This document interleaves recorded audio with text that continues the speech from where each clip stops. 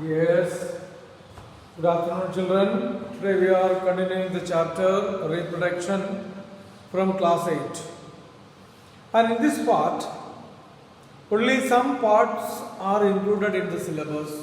Human reproduction and development of the zygote is completely deleted from the syllabus. So you need to study the introduction about the chapter and the last part of the chapter that includes metamorphosis and various types of asexual reproduction in plants.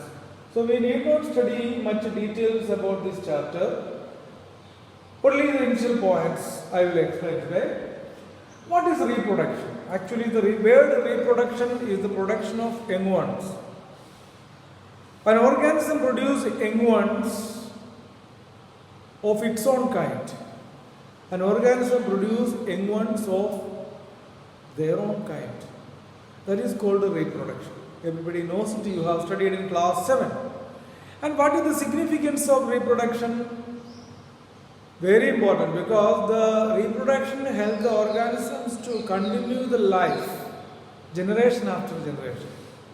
The reproduction helps the organisms to continue the life or species generation after generation. So now you know what is reproduction and what is the significance of reproduction. Reproduction is the process by which an organism produces young one of its own kind. And the significance of reproduction, it is a process whereby the reproduction helps in the continuation of life generation after generation. That's all in the first point. You got it? Clear. Now, various methods of reproduction. Various organisms reproduce in different ways. For example, human beings, cow, buffalo, goat, all the higher animals, they reproduce by giving birth to the young ones. By giving birth to young ones. At the same time, amphibians, reptiles and birds, they lay down the eggs. And the eggs hatches out into new organism. Even in some other organisms like small unicellular organisms like amoeba, they are reproduced by binary fission.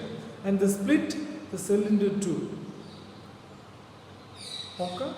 Split the cell into two. So these are the different types of different methods of reproduction. But there are two modes of reproduction. The sexual reproduction and the sexual reproduction. You have studied in higher class. In the previous year. In asexual reproduction, only one parent is involved, and in sexual reproduction, two parents, male and female parents are included. In the asexual reproduction, the young ones formed are genetically similar to their parents. The young ones formed are genetically similar to their parents. Whereas in sexual reproduction, the young ones formed are different from their parents. Okay, so in asexual reproduction, only one parent, and in sexual reproduction, two parents, male and female parents are included. Whereas in sexual reproduction, in second point, in asexual reproduction, the young ones formed are genetically similar to their parent. Whereas in the sexual reproduction, young ones formed are not exactly similar to their parents. Okay? Right. Now, what are gametes? Gametes are called reproductive cells. Gametes are called reproductive cells. Reproductive cells. There are two types of gametes or reproductive cells. The male reproductive cell is called the sperm, and the female reproductive cell is called the egg. You got it? You got it? Very clear. Now, the fusion of the sperm with the egg and the formation of zygote is called fertilization.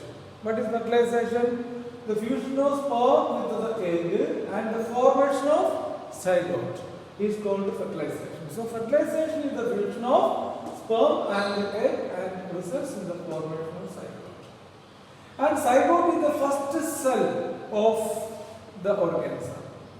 It is the first cell of an organism. What is the first cell of an organism? It is the zygote. Clear? Very clear.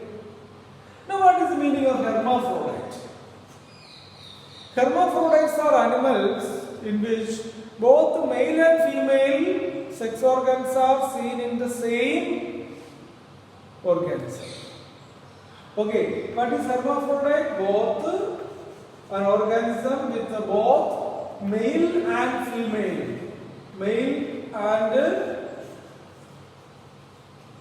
female sex organs in the same organism. An organism with both male and female sex organs are called hermaphrodite. It is also called bisexual, hermaphrodite or bisexual. Okay, clear? In plants, the pistil is the female sex organ which produce in plant female pistil produces the female sex organ. Female, not the male, it is female sex organ. So in plants, okay, pistil in the flower. Flower is the reproductive organ of the plant. In flower, the pistil produces female gamete and the stamen produces the male gamete. So such flowers or plants with both pistil and the stamen is